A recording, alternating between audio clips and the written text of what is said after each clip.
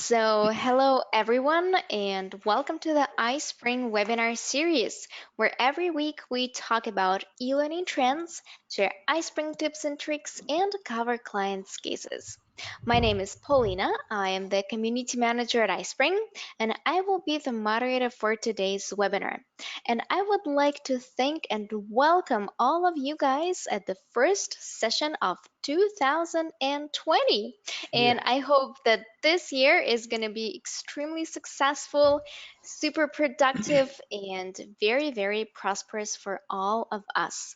And to give this new decade a great start, we decided to talk about a super hot topic.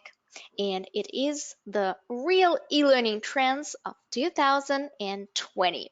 And Mhm. our presenter today will be Tarun Johnson, the Director of Customer Experience at Commlab India. Hi Tarun, how are you today? Hi, Paulina. Pretty good. And yourself?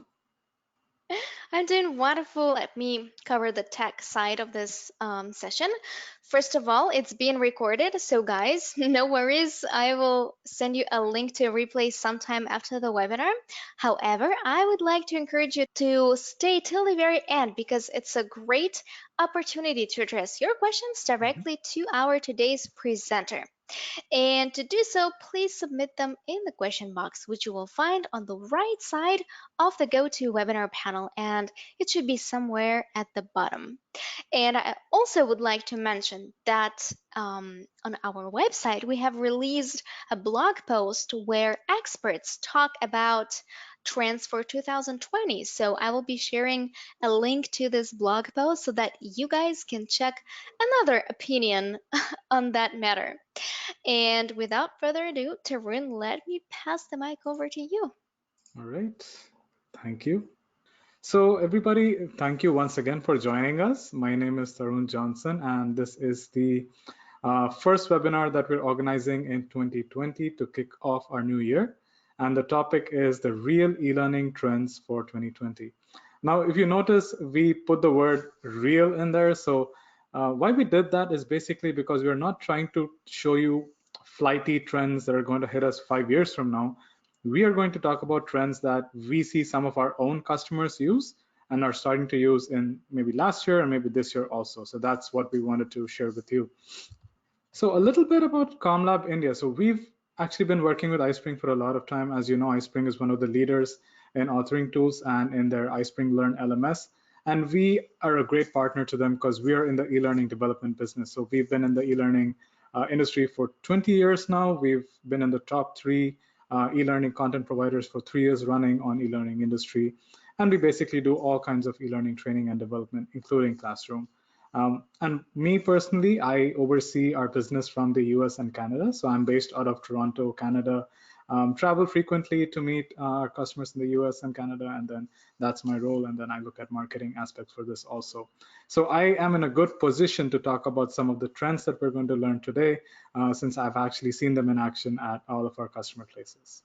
The blended learning for onboarding. So onboarding is a really critical process in most of our companies here, and blended learning that we're going to talk about shortly is a way to do that effectively, efficiently, using all of technology that's at our disposal today, making use of everything that we have at our disposal. So that's what we're going to talk about. And the other trends that we're covering today are going to be something called right brain learning. So that's something interesting that I'll talk about. We're also going to see what virtual reality has in store when it comes to empathy and getting people to empathize. We also would see what artificial intelligence has in store for learning, and finally top it off with learning analytics. All right, so let's jump right into blended learning for onboarding. So why would someone want to blend something? Wouldn't it be simpler just do classroom or just do e-learning? I think from the development point of view, it could be similar. I mean, if you want to structure it, all of these different learning formats, it may get a little complex, but there's a lot of reasons why you should do that. Coming from the e-learning world ourselves, we see that most of our clients either prefer e-learning or classroom training. There's very few who actually efficiently use both of those. And there's a reason for that. The reason being, there are so many advantages and disadvantages to both of them So for example, let's look at classroom training. So in classroom training, one of the biggest disadvantages that we see is that the subject matter experts are not available sometimes to take the training, and they would need to actually adapt their training to the classroom. So these are people who are not really trained how to train. Maybe they would be just given a train the trainer session at the starting and then say, they're let loose on the audience and they can train how they want to. So what happens is the training is not really consistent. How that person has learned something is not necessarily the best way that others can learn it. So there's a lot of personal sort of bias in the way they train. And for most of these people, it's basically time away from their day job, right? People need to step out of their day job, go to the training. Even these SMEs sometimes need to step out of their day job to give the training. So it's not that good of a use as your company's time. Apart from that, there are a few advantages, obviously. So in the classroom, if you're talking about a really complex topic, it makes a lot of sense for the instructor to be there to guide people if they don't have, answers, or if they're not able to map that topic to their own, workplace. So in those kind of scenarios, instructors would really help them connect the dots. And that's something that's not really easy to do in e-learning, although it can be done to some extent, right? So that's one of the big pros of classroom. Coming to the e-learning side, it actually counters a lot of the disadvantages of classroom. For example, your training is going to be much more consistent because it's the same content. It's going to be available 24/7, so people can just look at it where they want on whatever device they prefer. It's really easy to update if something changes. And obviously, if you're a big company, there's a huge reduction in carbon footprint, right? So for classroom training, you probably would need to organize travel. So that's, emissions from vehicles. You'd need to print stuff out. So that's a lot of paper used. You don't have any of that in e-learning. It's almost all electronic. So you save a lot there, from an organization perspective, and it's really, really scalable. But then one disadvantage of e-learning that it's not on the list here, which I would say is the advantage of classroom, is again, that ability to really teach, to handhold somebody, to guide them through a difficult concept. Um, it's not so easy to do in e-learning, and that's where classroom plays a big role. So there's pros and cons to each of them, and blending actually helps us make the best of both worlds, right? So you take the best parts of classroom and you integrate them with the best parts of e-learning. You can do blended that starts off with a classroom. You can put an e-learning after that, and then you can round out that blended learning with performance support or job aids. And that's what we have done for many of our customers. And the reason that people are taking this up really, with an open mind is there's three factors that are leading to it. So the first would be mobile devices and smartphones are really getting proliferated. So everybody has a mobile device. It's really convenient for them to learn on that. Secondly, we're seeing a lot of millennials in the workforce. Again, the percentage of millennials in the workforce is going to increase in the coming years, and almost all millennials are what you would call digital natives, right? So they've grown up with the internet, they've grown up with smart devices. It's really convenient and easy for them to learn on them. And obviously, businesses are expanding, they're globalizing as well. So it really makes sense for us to scale our training in the same way. So these are some of the factors that are leading to blended. And you may not be part of a global organization, but really, blended is not just about scaling. It's all about quality, delivering quality training, how they need it, as per the learner's preferences. For example, some learners really like to learn in the classroom, others like to do it online. So really catering to each of those learners' preferences is going to serve you well in the long term. It gives you a lot of flexibility. And at the end of the day, blended learning just is so much more effective than just using e-learning or classroom in itself. And that's what is the first trend that we are seeing in the workplace. Most of our customers are actually doing blended a lot. And we have actually gone around and created most of their blended learning assets, such as job based. We've created e-learning, as well as classroom training and instructor guides. So if you're not doing blended, I would suggest keep an open mind and see what you can do within this blended sphere. So in blended, we have many options as far as training content and delivery formats are concerned. So in formal training, you can have classroom training, you can have e-learning. In just-in-time training, you can have mobile learning, you can have a lot of quick reference guides. You can have social learning as well, actually. So a lot of LMSs in the market today, they allow for your learners to talk to each other, right, on the LMS itself. So through discussion forums, through discussion boards and online forums, I'm sorry. So these are many places where people who have questions can just come, discuss those questions with their peers and find out answers from what other people have learned from the same matter. So this cross learning really, really benefits everybody. And that's something that we're seeing. And performance support, obviously, to round out the whole, what do I need to do this job right now? Can I just access a job aid quickly and look at it? And step 1, 2, 3, they learn, they apply, and they get their job done. So you need to look at all of these training methods if you want to put together a good, robust blended learning program. Now, in our own history, in our courses that we've developed, these are some of the courses that went into blended, for example. So you can see there's videos, there are games, there's multi-device blended learning, there's mobile learning, and then obviously this is just an assessment kind of game that we've created where people can just open their phones, answer the assessment, and then that would be tracked on the LMS. And these sort of small little tidbits that you integrate in the learning journey, and maybe on a monthly frequency or weekly frequency, these are what really tie that learning in. These are what really drive the retention, because the more you force the brain to recall previous training through these small questions, the more the brain prioritizes that learning, saying, I'm being asked to recall this piece of learning again and again. Maybe it's important. Let me push it up my memory priority. So people are going to retain that knowledge much more if you try to do a lot of blended and spaced assessments. Since we're talking about onboarding, I think there's a lot to be said here. Again, this is just an example. You don't need to restrict yourself to only certain formats. You always have to look at it on a case-by-case basis. And if a format or if a training content is really complex, I would suggest you do it in classroom training. If it's something that can be scaled easily, you can do it through e-learning, especially if you have a really large global audience, right? It's not so convenient to train every one of them in the classroom. That's where e-learning comes into the picture. You can train on e-learning, you can translate that e-learning to all your global languages and then send that out. A lot of job aids as well in PDF, that's what we do. We do a lot of video learning as well, so that can be animated video. For example, a sales pitch or something like that can be animated.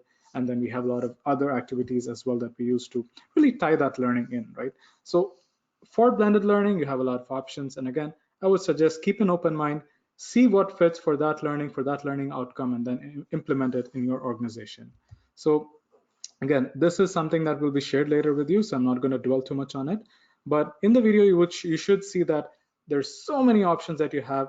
Don't get overwhelmed. Just see what's going to work for that situation and use it in that sense. So that's all about blended. There's a lot that you can do. A lot of our customers are actually exercising restraint because they don't want to get too inundated with different formats. It's always going to tie back into your business goals.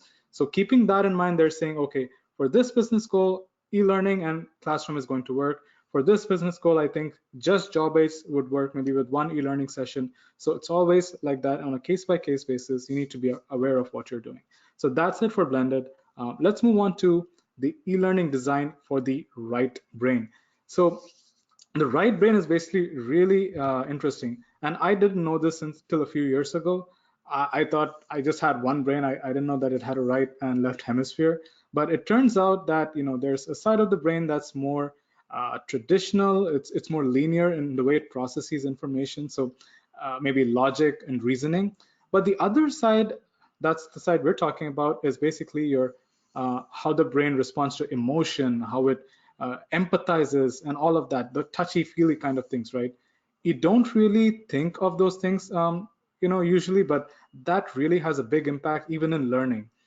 And the reason I say that is when you try to think of your most, memorable learning experience, I would challenge you. I would actually say that that learning experience has some emotional aspect to it. For example, in my own experience, the stickiest learning I have is learning how to swim. So I was 8 years old, and my coach actually got tired of me not learning how to swim, so he just took me by the hand and threw me in the pool. I was a kid. I tried swimming. I dog paddled the way to the edge, and I stayed alive. Right? Thinking back, I hope that he would have jumped in if I started drowning, but uh, it still sticks in my mind because I was emotionally distressed at that point. Right? It was a really negative emotion for me to just stay alive, and that's how I learned. That's how I learned how to swim. I don't suggest all your learning experiences have to be this way. There can be a lot of positives in how you make these emotions and learning. But then again, that emotional connect to learning is that's what's going to really drive learning. That's what's going to retain learning when your learners actually look at it. So keep that in mind. So within right brain e-learning, so that's what I just spoke about, the right brain, it really focuses on empathy, subjective thought, and holistic thinking. So Daniel Pink wrote a book recently called A Whole New Mind. And in his book, he talks about six senses really that pertain to the right brain. And as as Commlab, we went through that book, we thought, hey, let's see how these same concepts can be translated to e-learning. Let's see how they apply. And we actually found that they do. They really are relevant to us as learning professionals. So those six senses are design, story, symphony, empathy, play, and meaning. Okay, I'm going to go into a little bit of detail into each of these. Obviously, going into the full detail is not within the scope of this webinar, but we have another webinar on there that goes into detail. So I would recommend you can go through that if you're interested. But just to give you a high level view, so what are these six senses about? So design, in your e-learning, try to implement really intuitive design that does not tax your learners, right? That lets them easily integrate with the course. That when they look at the course, that's something that they should feel, hey, this looks interesting. Let me just try it out. It looks, appealing in a certain way. So that's always an important thing. And sometimes, as e-learning developers, sometimes we're too focused on the functional aspect of it. But I would encourage you to think of the design aspect as well. Make it look good as best you can within the constraints that you have, and that will really resonate with your learners. Secondly, story. As a species, human beings, I think from thousands and thousands of years ago, even when we were cavemen or something, it's really those stories that are passed down from generation to generation. How people sort of learn from the stories, how they sort of put themselves in those stories. So storytelling is a really big way of how you can drive that connect to learning. And even in learning, you can use storytelling in different ways. For example, you can use comic strips. I'll share a few samples of those. You can even use case studies to put them in that situation and say, this is how it used to be, this is how it works.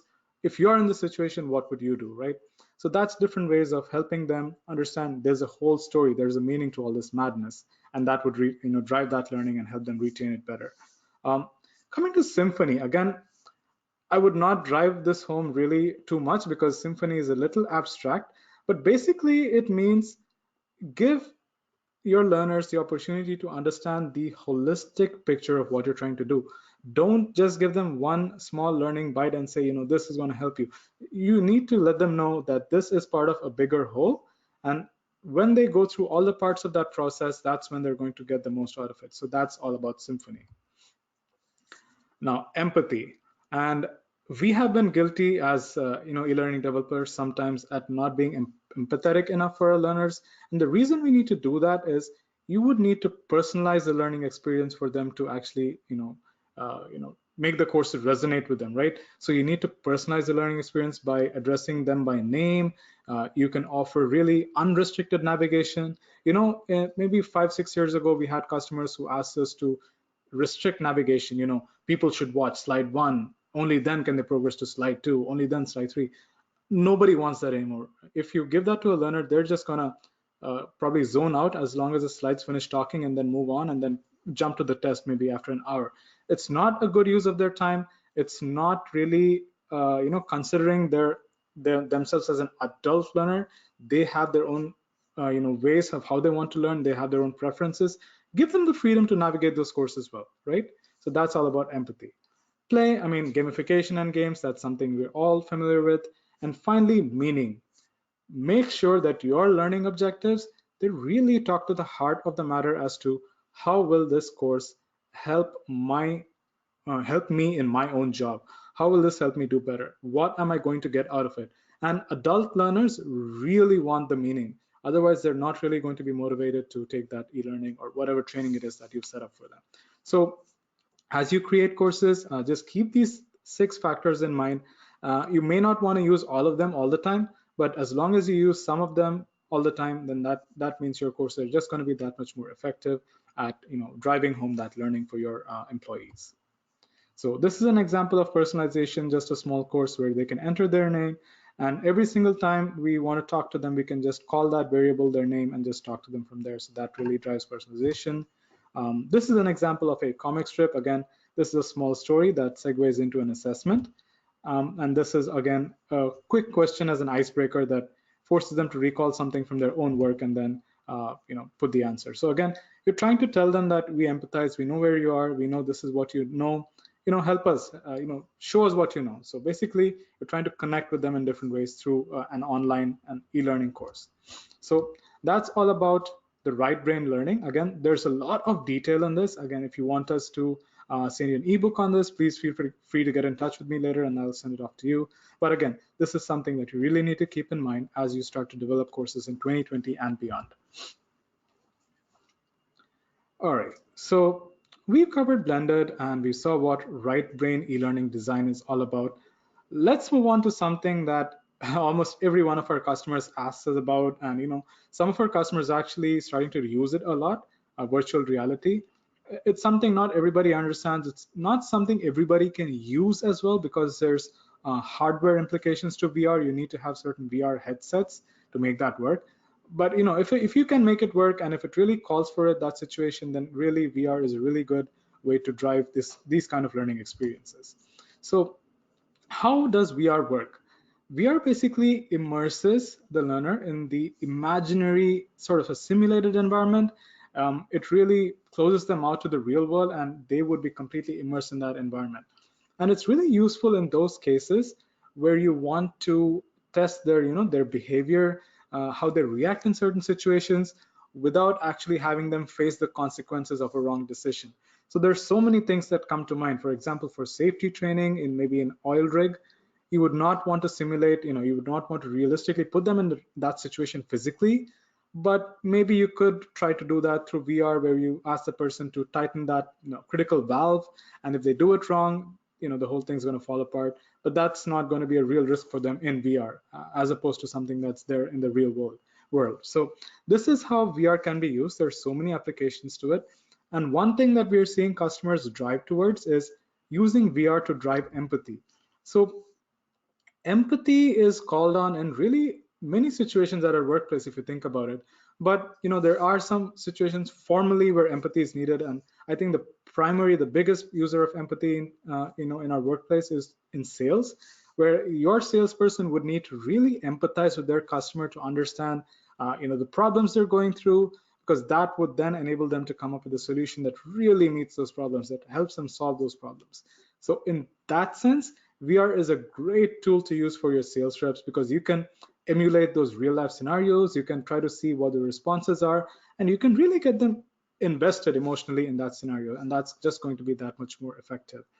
You can also coach your customer service assistants. Again, these are people who would be faced with irate callers. They would say, this is not working, you promised it would work, what's going on, I paid money for this. So it's easy for these people who are bombarded by these sort of calls like every single day to sort of not be so empathetic. But again, through VR you can sort of simulate this same situation. You can see how they're responding, how their behavior is turning out to be, and then you can sort of encourage them to move in a certain direction in handling these customer complaints. So it's always about de-escalation, and that's something that VR can really help with in training. Also, if you try to look at teamwork, right? Teamwork is a little more abstract. It's not so hard as in how do you quantify teamwork. But then again, there are certain ways you can recognize good teamwork versus bad teamwork. And that is something that some of our customers actually are using VR for. And that's really helped them out a lot. So that's something you can think of. And for things like, sexual misconduct training, sexual harassment training, prevention of harassment, these are all things that some people may see as not so black and white. For example, person who's not so sure of their behavior can actually try it out in a VR environment and then say, no, that's something that may be misconstrued, even though the person's intention was correct. And that gives them that feedback in a safe space, right? So everybody learns, nobody loses, everybody wins, and people are not really offended. So basically, there's so many ways you can use VR. It's all up to you. But then there's also a lot of limitations around hardware, how are you going to get so many people trained when you only have 30 VR headsets? That's one of the challenges our customer has. And the way they've overcome it is they phase the training out. So every single day they have 30 people coming in and taking the training. So there's ways around it, but I would just encourage you to keep in mind that it's not a cure for all ills. You need to keep in mind that it has pros and cons to it too. So VR is really good. I would encourage you to just look at it in your training plans for 2020. All right. My favorite topic, AI, although I know not so much about it, I'm really fascinated. So before we actually talk about AI in training, I just wanted to give you guys a heads up about a really nice course on Coursera.org. It's called AI for Everyone. And this course is taught by Stephen Eng, I think his name is. So he is the founder of Coursera, and he's a really smart guy. He's a professor at Stanford. So he put together this really nice course on AI for the layman, right? And uh, honestly speaking, I just love this course. I did not know what AI was really all about. I've heard so much about it, but I took that course last year and it's opened up my mind to what it actually is and what the implications are, where the industry is going. And end of the day, I really know how AI can be used or might be used in learning and training as well. So I would encourage you guys to just do that course in your spare time if you could. It's free. So again, just leaving that out there. But coming back to our webinar on AI, so AI is basically it's machines, right? Or machines can also mean software. It's not going to be a robot that's always going to do it. Although we have seen the robot Sophia in action at DevLearn last year, it's mostly software that runs AI. So the software, the programming is what learns how to do something, and that's tending towards what we would now call smart or intelligent, right? Intelligence is basically something where you give an input to a certain program, if you're looking at AI, and then you would see that the output actually goes through some complex sort of processing and then gives us an output that's realistic, that's somehow close to what a human would like respond. So that's really AI. Within AI, we have a lot of topics called deep learning and machine learning and NLP, or natural language processing. And basically, all of that means is that machines are able to look at or recognize patterns when you present them with a large amount of data. So you present them with two data sets, data set A and data set B, and they try to understand how A maps to B. So after they learn all that, and then you give them again a new A, they're going to tell you what B is going to be. So that's how AI really works. And in training, AI is really helping companies create the kind of training that adapts to individual learning styles. So there's so many data points that LMSs today can help us gather, without infringing on privacy, of course. But then all of these data points, like for example, completion rates, how much time a person is spending on a certain slide, how that matches up to the overall population, what this person's learning was going into the training. So there's so many different variables that you can, data that you can call on, and then try to see what patterns are emerging. So AI can actually do that automatically for you if you teach it well, and then that's really going to streamline how your employees are making use of the training, how your training is impacting their employees. You're going to waste less of their time by giving them training that really they need versus training you think they need, but 80% of it they know already, right? So that's one way you're going to conserve their time, and that's just one example of how AI can help. So there's so many different applications to this. Again, I would encourage you to do your own research, and again, not everybody really needs to go really in depth into AI as an organization. There's a lot of advantages, but you really need to look at it from an organizational perspective, whether it makes sense for your company to do this now, or maybe 2 years down the line when the technology is more accessible, when most LMSs have this functionality, and maybe that's a good time for us to get into that AI market.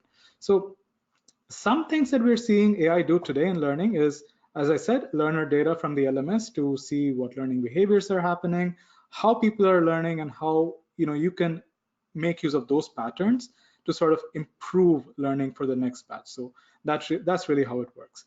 And a lot of LMSs today are integrating with HR systems. Again, that really helps because it gives them a whole new set of data that they can call from and try to analyze.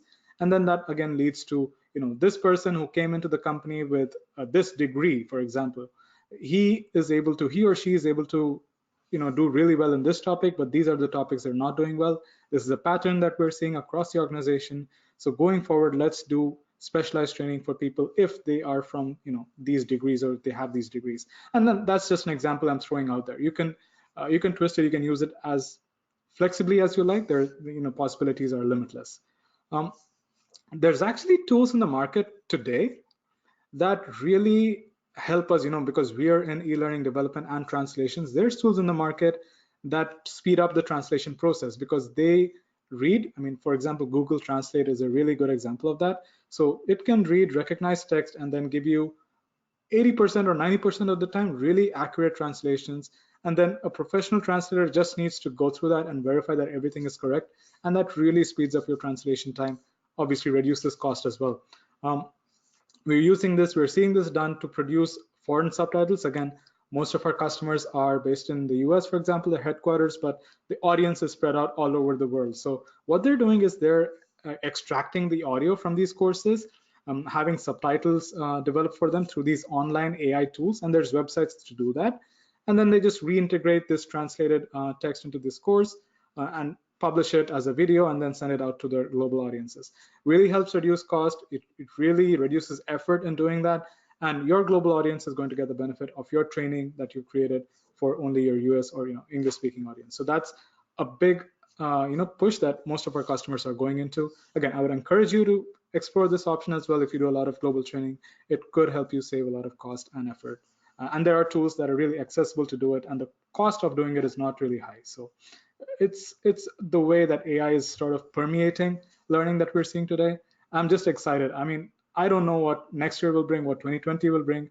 I'm just keeping my options open as to how AI is going to impact training. And I'm really hoping to find a way that AI can help us understand training ROI. That's the holy grail. If you can justify training in terms of dollars, in terms of impact, I think, again, given the amount of data that we have, for especially for salespeople, I think that's some place that AI can also help a lot. So I'm going to keep an eye out for that, and I encourage you to do that as well. So AI, all awesome, and it's something that you should look into. And finally, we are looking at learning analytics, or how you can leverage your LMS data points better. So for all of us, let's try to get on the same page first before we talk into any more detail about learning analytics. What is learning analytics all about? So you cannot analyze anything without data, right? So data is your source, it's your heart of your analysis. So it is information. Information can be, according to each learner, according to each employee, or even you can have course-based information. If you're looking at learning analytics, information can be got from a variety of sources, from your learning management system. You can have external sources of information. You can have supervisors, for example, who give you performance information. Again, that can also tie into how these people are performing, how training is impacting their performance. So there's different ways to do it. All of the what we would need to keep in mind is basically what we're trying to learn at the end of the day, and that's going to drive our analysis. So you need to always have a sort of a hypothesis, I would say, as to I'm collecting this data. What is it that I'm trying to prove or disprove? And then you would do your analysis. The results of that analysis is either going to prove or disprove your hypothesis, and then you can do further analysis. So it's not like you have tons of data.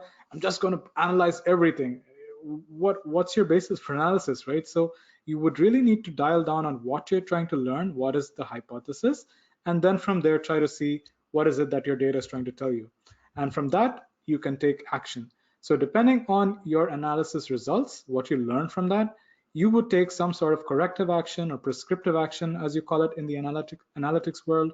It's basically changing things around, then testing again, seeing how the analytics is changing, how your result is changing. And it's basically an iterative process. You always keep improving. You always keep trying to get better and seeing what your data is trying to tell you on an ongoing basis. So it's not just a picture in time. You always need to keep your finger on the pulse as far as how things are changing, what needs to change now, and what is the data that needs to change for that result to change. So again, this is a really interesting topic. Going into a lot of detail is not within the confines of this webinar, but I would encourage you, I think, as people in the learning fraternity, we need to learn about learning. So I would encourage you to look into data science and its applications in learning. There's a lot of articles out there. I think I maybe have seen a couple by Harvard Business Review. maybe more. So there's a lot floating out there. I just need all of us to get on the same page before we actually take action here. And what is so we talked about data analysis and action. So what is the data about? So when you look at data, there's so many different sources of data, it's easy to get overwhelmed. So when you're looking at data, you would really need to focus on three aspects here. So one is your learner. So who needs the training the most, right? And if you're looking at course completions, has everybody completed this training? What are the gaps that these people have?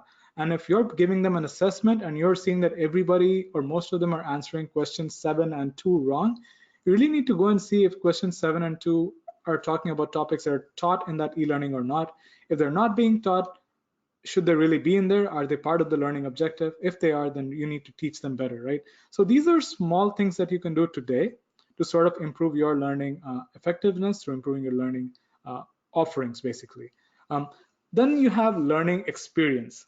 So again, a lot of our customers have legacy training. I think one of our customers in the automotive space, they had 1,000 LMS administrators for I don't know, God knows how many courses, tens of thousands, I would assume. And 80% of those courses were not being used. I mean, they weren't used in the past 2 or 3 years, and they were just sitting in the LMS just collecting dust, I would assume. So there's so much that you could just do by doing a rudimentary analysis of what's being used. Let's see what's being current, what people are not using, and just take the old out. And then for the new stuff that you have that people are using, that's what you can try to improve on to even get better for the next iteration of training. So again, there's a lot that we can do. Easy to get overwhelmed, but again, you should try and see what is it you're trying to achieve and tie that back into your business goals at the end of the day, because that's what we need to do. And we need to show that ROI from our training initiatives.